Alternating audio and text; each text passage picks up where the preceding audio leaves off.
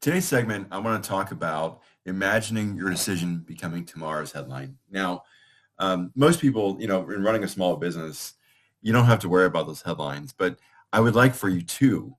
And the reason I want you to is because imagine your company was, magnified by 50,000 and everything you do made headlines.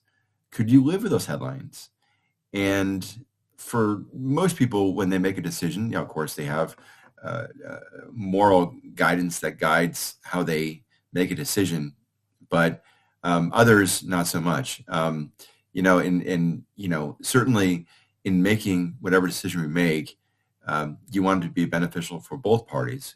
And for many of y'all that have been watching my segments, it's about truth, it's about honesty, and when you do all these human interaction principles, you never have to worry about looking over your back to see who's watching or, whatever. Because when you have basic human honesty, you don't have to worry about things being honest. And, I can tell you a good example. So, sometimes what happens in my industry is that we'll meet potential clients.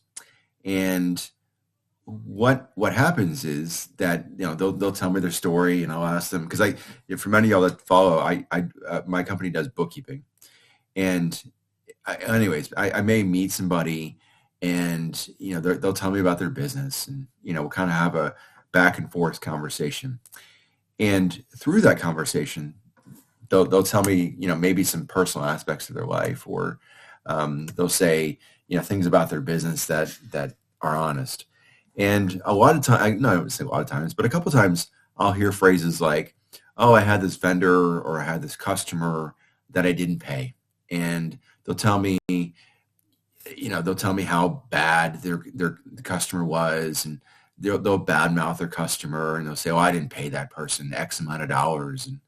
And they'll tell me more about the story and, oh, I just didn't feel like paying. Well, if they do that to that customer or that vendor, well, when I work for them, I'm eventually going to be the next person in line of that happening to.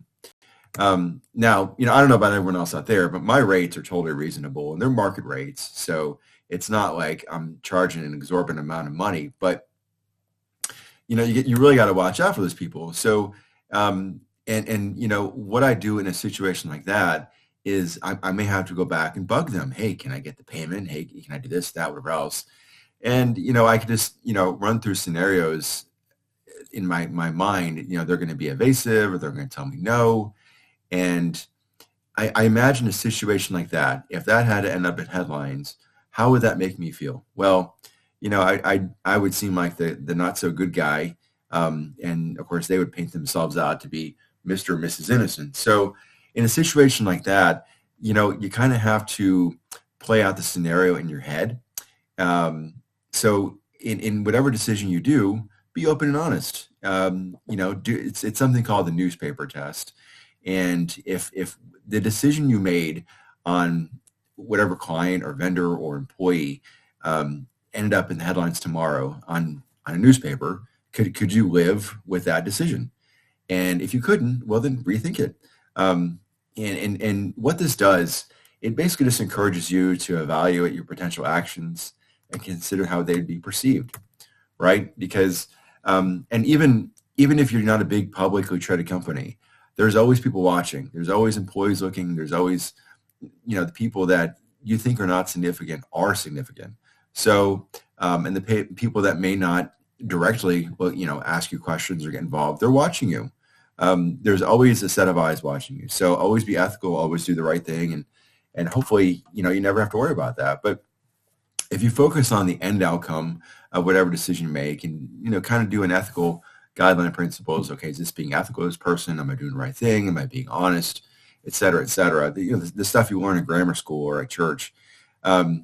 If you go through those principles, you're going to do okay. And lastly, does it align with your values? Of course, in whatever decision I make, most of these people are adults, so they know, hey, look, that person on the other end of the line, they need to get paid, right? they have a family to support. They have a housing to live in. They have food to eat and things like that. So, you want to be ethical. And if it's not quid pro quo in your relationship, you need to start seriously, looking at that relationship again and reevaluating it, because that customer or that vendor that you're dealing with may not be the most ethical. So, but anyways, just a little bit about myself and my partner. We have Metro Bookkeeping Solutions.